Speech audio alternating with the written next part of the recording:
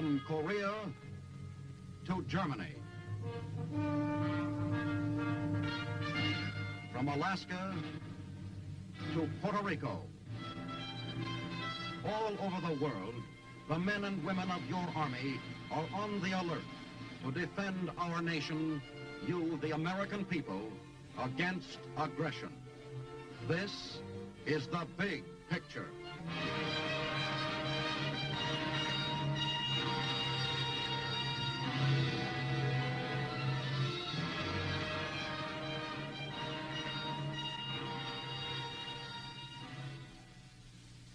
Welcome to the Big Picture, presented by your United States Army. I'm Captain Carl Zimmerman. Today, the Big Picture tells the story of the Army Combat Team. What happens in one day of war? Fighting in Korea, over mountainous country, often in freezing weather, against an enemy far superior in numbers, demanded a new combat technique. Well, today, the Big Picture shows you how the Army met that demand, fighting as a team, using firepower against manpower. One more day of war, and the news is lost in a two-line communique from the battlefront. But behind this colorless report is the story of the world's greatest fighting team, the American Army Combat Team, a tough and mobile assault force which can hit anywhere, anytime. This day of war has not been won by the infantryman alone, fighting his way across the nameless mountains of Korea, nor by the strategists behind him. For today, America's military answer to war is firepower, teamwork, and mobility. A shattering land, sea, and air combat machine geared and equipped to do any size job in the shortest time and with the fewest casualties possible. Guns of all caliber laying down a hail of fire. Other armies commit vast manpower resources to battle and rely on man's expendability. The American Army fights a war of firepower instead of manpower. Providing that firepower, backed by the finest weapons in the world, is the Army Combat Team, a combined assault force which relies on the sheer weight of its steel and explosives for its maximum effectiveness.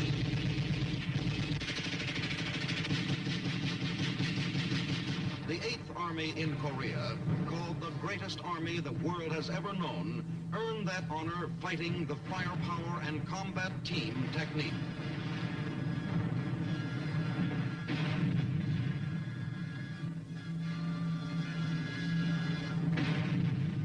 Out of Korea, with its snow, mountains, cold, and many military problems, has evolved a new concept for waging war. That concept is to have the best weapons, providing the biggest volume of firepower, and to keep the fighting units flexible and mobile enough to be used quickly and effectively. The combined weapons of the United States Army are superior to those of any other army in the world. The M1 Garand rifle, basic weapon of the infantryman. The Browning automatic rifle, ripping off 500 rounds a minute and providing accurate fire against enemy soldiers. Rocket launchers, better known as bazookas, capable of punching a hole through 9 inches of steel and blasting fortifications, gun emplacements, and tanks. Machine guns, the backbone of infantry firepower, light and heavy, able to deliver large volumes of continuous fire. Mortars, workhorse of the front line, ready to lob shells up and over the enemy's defenses. And the miracle weapon of them all, the recoilless rifle, an easy firing weapon packing the punch of an artillery piece. These are the weapons which give the Army command of the battlefield, weapons unequaled in the world for firepower, mobility, and accuracy. And backing the infantrymen and those weapons is the rest of the combat team, tanks, artillery, and planes of the Air Force. Patrols are sent out to find the enemy as preparations for combat begin. Observation posts make their reports, enemy bunkers are sighted, and the patrol leader refers their position to the artillery.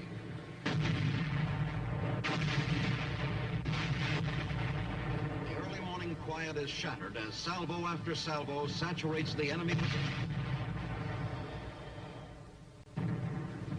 From somewhere in the air, the sound of a lone plane is heard, and the waiting infantrymen on the ground know that a last-minute air reconnaissance is being made. These Army observers take to the air in small aircraft to spot targets for artillery and obtain information about the enemy. Carrying no armament of any kind, these grasshoppers daily penetrate far behind enemy lines, gathering intelligence reports. The attack hour approaches and the combat team readies itself.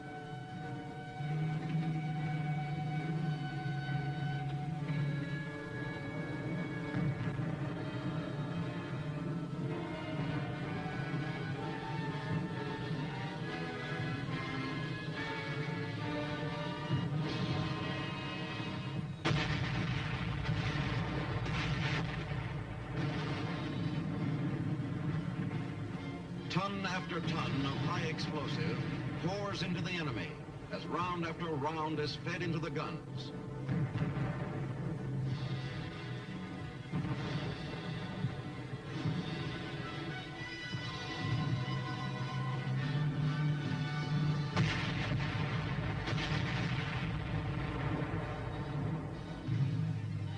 Tank engines roar into action, drowning out the whine of artillery shells overhead, and together the armored infantry unit moves out. The tanks and the infantrymen fight together as a team, making up for each other's shortcomings. Protecting the men on foot, the tanks probe and patrol ahead, ready to defend the team of soldiers at its side.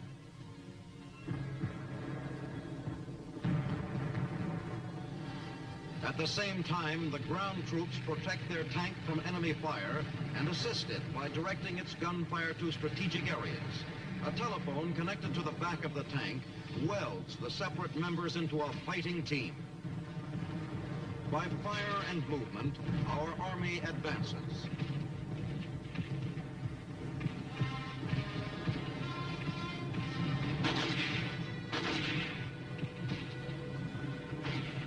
While tanks and machine gun crews lay down a blanket of fire to keep the enemy pinned down, the attacking force pushes forward, killing and routing the enemy and knocking out emplacements.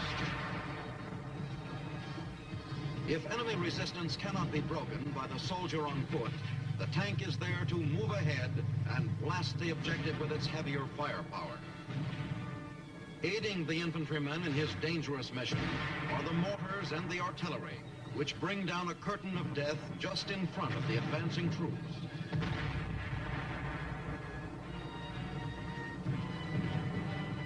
Directed by their own forward observers, the artillery and motor units inch their fire slowly forward, wiping out opposition from the path of the tanks and the infantry. As the frontline men advance, so the gunners adjust their sights and continue to pour out the bombardment. Supply roads are blocked and reinforcements are sealed off. When difficult terrain makes it impossible for our tanks to fulfill their task and the enemy cannot be flushed from his positions, teamwork in combat again answers the emergency. The word is passed back for tactical air support. Awaiting their call to action are the F-51s and jets, which carry the firepower technique into the air and support the ground forces with pinpoint bombing. Integrated with the ground tank infantry artillery team, these planes add to the combined firepower. They are armed with 6 50 caliber machine guns and 10 5-inch rockets.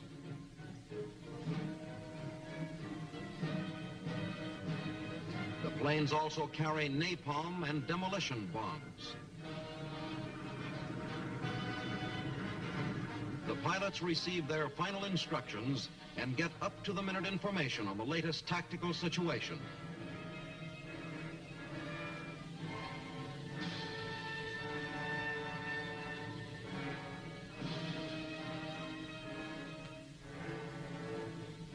Then the pilots join the combat team.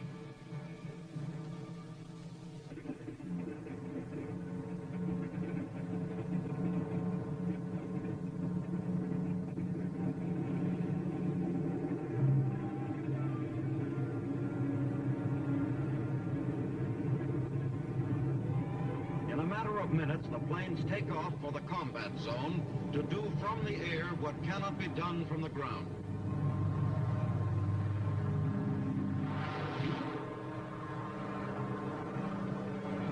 Mustang fighters, veterans of World War II, are still preferred for cover by ground forces because they can remain over the lines longer than the faster jets.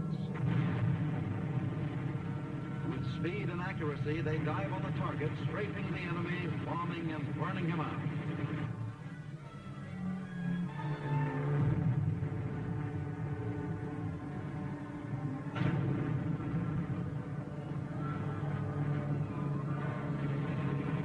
By using the latest communication devices, pilots can soften up the enemy within yards of their infantry buddies. One of these devices is the air-ground liaison team. Talking directly to the pilots by radio from a jeep, a ground observer helps the planes pinpoint the target. Hand in hand, the ground and air units join in combined attack using teamwork to keep the assault rolling. More than ever before, the Army is today using the air to link its fighting units. The role of the helicopter in combat has far outgrown the expectations of the strategists who first used it, and more these copters are being used for battle missions. Reinforcements rush to weak points in the line. The wounded are speedily carried to medical aid strapped to the sides of the helicopter. To the men on the line, these copters have become messengers of life or death. Rushing ammunition to cut off units, evacuating the wounded, and carrying the fight across impassable terrain, the helicopters strengthen the lifeblood of the fighting man. Assault teams, fully armed for battle, can hop from mountain to mountain, preparing the way for the troops that follow. In warfare today, mobility of firepower is the key to victory. Recognizing this important factor, the Army has made the regimental unit its core in combat. To act quickly in battle, the Army has given the regimental unit its own command and the necessary firepower backing to do any job. These regimental combat teams, assigned their own tank and artillery forces, have become the backbone of America's fighting army. Instead of an unwieldy army organized for action at divisional or corps level, America's fighting force is now split into fast-moving, highly mobile attack teams of regimental strength, which have their own supporting artillery and heavy weapons units.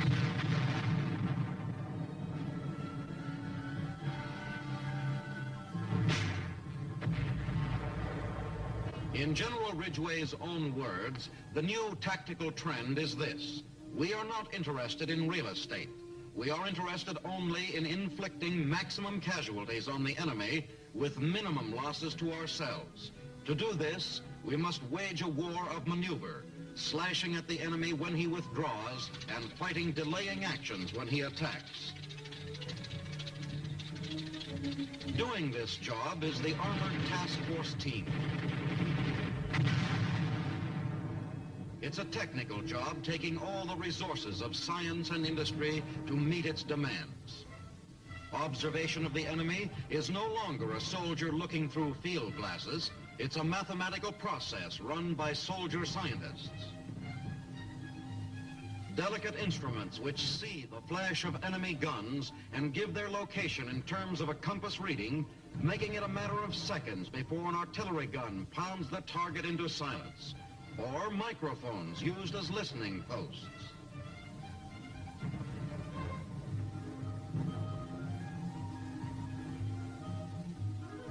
Cables lead from each microphone.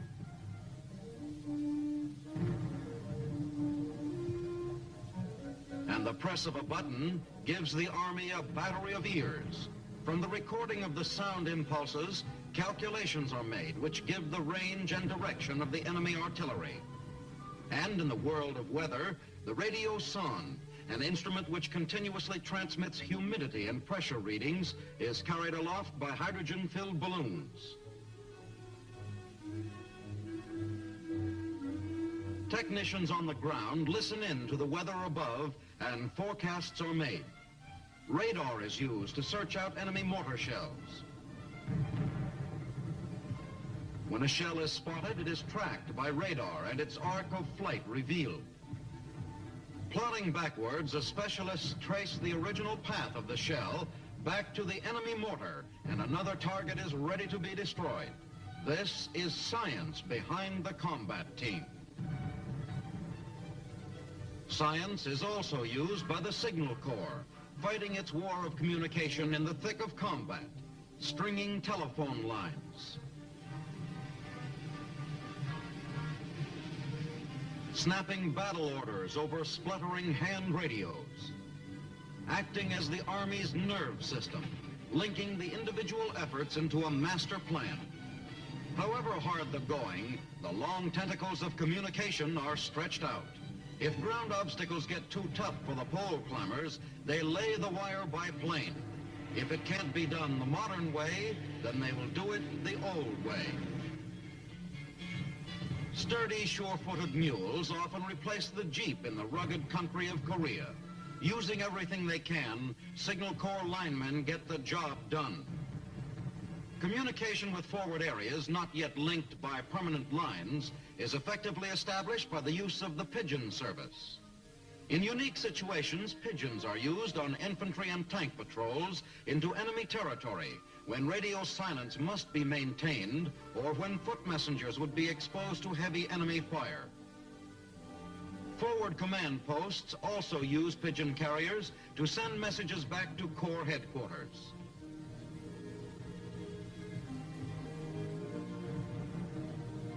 When released, the bird circles high to get its bearings and then sets its course straight for its home loft at Corps headquarters. It's another part of the teamwork in combat.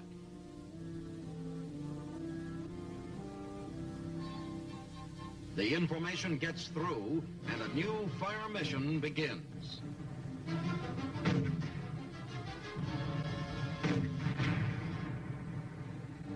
Making the advance possible, too, is the Army Engineer Corps, the builders and wreckers who drill and blast a path through the mountains.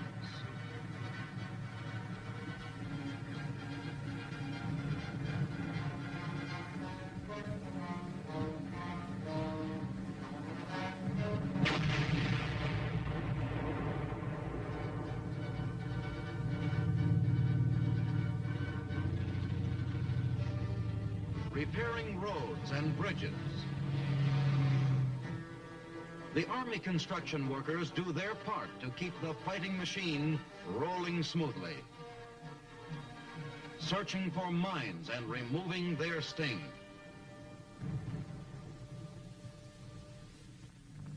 Combat engineers must devise field expedients like the construction of this aerial tramway to conquer the mountains of Korea. Using local labor, a half-inch steel cable is hauled to the upper terminus more than 2,000 feet away.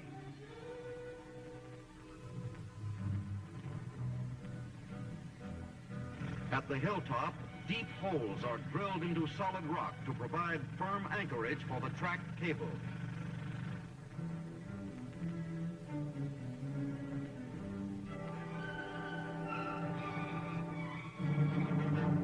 A winch on a 2.5-ton truck is used to put the required tension on the cable spanning the gulf. Again improvising, engineers modify a rear wheel of a 3/4-ton truck to allow the vehicle's engine to serve as motive power for the traction cables which will raise and lower the sky car.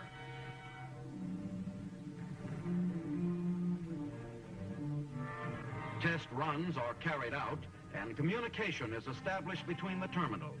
Then, supplies are loaded on the tramway for the first trip along its 2,000-foot cable up to the 500-foot summit. By such methods as these, the transportation time for a difficult journey is reduced from hours to a smooth glide of several minutes. The engineers fulfill another vital function. Further strengthening the combat team, the Army has its airborne assault force, a rugged fighting unit in itself, equipped with artillery and heavy weapons. Held in the rear for special assignments, it can hurtle from out of the sky a complete regiment fully armed for combat. Before the paratroopers join the battle, there is equipment to be checked and prepared for the drop. Chutes must be examined and folded with precision. Artillery and other heavy weapons must be lashed to their landing boards. Huge C-119 transports wait to take on their cargo. The equipment they carry is heavy and space counts. Special rollers make it easy to load the heavy equipment onto the waiting planes.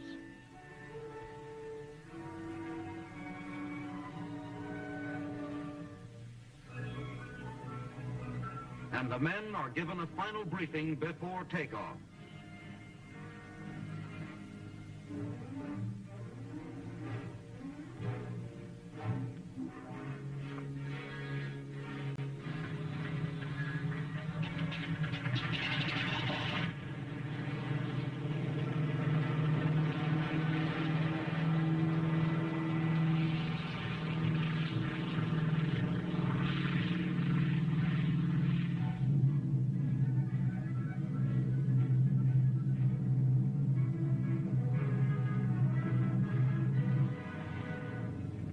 A light flashes from the pilot signaling the drop zone has been reached, and one by one the men hit the silk, followed by their weapons. In 3.5 seconds, the full load of heavy weapons is out of the plane, and quartermaster airborne soldiers jump out after them. After the drop, it takes 3 minutes to unlash a jeep and drive it away, and the 105mm howitzer is ready for action in 20 minutes. More and more men arrive, quickly reforming and taking up the attack. In this way, the Army continues its fight, circumventing fixed enemy defenses and severe natural obstacles. By using parachute drops, fighting units cut off from the main fighting body can be kept fully supplied with food and weapons. The airborne combat team is a strong right arm that can stretch anywhere to deliver its Sunday punch. This is teamwork paying off. The Army of today, fighting a war of mobility, speed, and effectiveness, packing more firepower than any other nation in the world. Exchanging fire for flesh. The United States Army Combat Team. That's your Army in action today, fighting with firepower and teamwork. Now we'd like you to meet Lieutenant Colonel Robert B. Pridgeon of Henderson, North Carolina. Colonel Pridgeon recently returned from Korea, where he served as a battalion commander for 13 months with the 17th Infantry Regiment of the Army's 7th Division. Well, Colonel Pridgeon, you can tell how our Army put this firepower and teamwork into action in Korea. Yes, I sure can, Carl. We have the finest combat team in the world. It really makes our soldiers have confidence in the Army to look around them as they move into the attack, see tanks, infantry, everything we have moving right along with them. Let's talk about our weapons. How did ours compare with the enemy's? Well, our weapons are far superior to anything that the enemy has thrown at us to date. They are faster, they're more easily operated, more easily transportable, portable, more mobile. In fact, our weapons are far superior to any that the enemy has used. Army Aviation over there in Korea, this helicopter and the small plane, they were part of the combat team too, weren't they? Well, yes, the helicopter has really a step in the right direction, I think. We used it in Korea, in my unit, primarily for evacuation. A man may be seriously wounded on a hill. If we had to use a normal litters to take it down, it would take a matter of hours. By calling for a helicopter, he's evacuated to safety and to an aid station or hospital in a matter of minutes. Also, they occasionally bring up mail and hot rations to the troops on top of those hills. Well, certainly the helicopter was an important part of our combat team in Korea, wasn't it? Yes, I saw that helicopter. I didn't have any experience with it. It's very good. It'll transport a squad and with equipment to the top of those hills. Whereas a squad had to walk would take 6 to 10 hours. They can now get there in a matter of minutes. And it takes a good deal of time to get up to the top of the hill over there, doesn't it? Especially when you have to fight your way up, Colonel. It may take days, Carl, at times. Well, now, let's talk about the methods of fighting. How did our methods compare with the enemy's? Well, the enemy normally attacked at night. He attacked in waves, utilizing masses of troops. The first wave would be armed only with hand grenades. They'd come running up the hill, throwing grenades, screaming, blowing bugles, beating drums, anything to try and put fear in our people in the dark and make them run. They ran right into our machine guns with just get mowed down, keep coming. It's quite a contrast. We have a good deal more respect for the individual soldier, haven't we? And that's why we use this firepower. That's true. We utilize our firepower a lot of times in place of personnel. Well, all in all, Colonel, how would you say this combat team worked out in Korea? To a great advantage, Carl, due to the nature of the terrain in Korea, we could more effectively employ our weapons and personnel by breaking the units down to smaller combat teams than trying to employ them in a great force. Thank you, Colonel. You've given us a good picture of how we put this teamwork and firepower onto the battlefield. That's the way we fight in a combat team. Units working together, welding their firepower into a great fighting machine that is your Army today. Thank you, Colonel Pridgeon, for being with us. Next week on our Big Picture, we'll tell you about the Army's citizen soldier. We'll talk about the information and education program. We'll point out how this soldier of ours has become the best informed, the best educated soldier in the world today. This is Captain Carl Zimmerman inviting you to be with us then.